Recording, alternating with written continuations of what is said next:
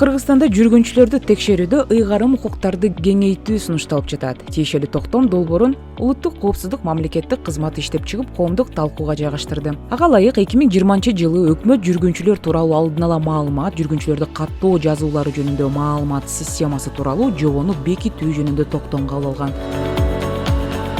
Ал Бириккен Улуттар Уюмунун тиешелүү резолюциясынын талаптарын аткаруу максатында иштелип чыккан. Ал резолюция Бириккен Улуттар Уюмуна мүчө мамлекеттердин чет өлкөлүк согушчан террористтер деп шектелген адамдардын өз аймагына кирүүсүнө же транзитине жол бербөөсүнө, авиациялык коопсуздукту бекемдөөсүнө, чек ара кызматтарынын ишинин натыйжалуулугун жогорулатуусуна багытталган.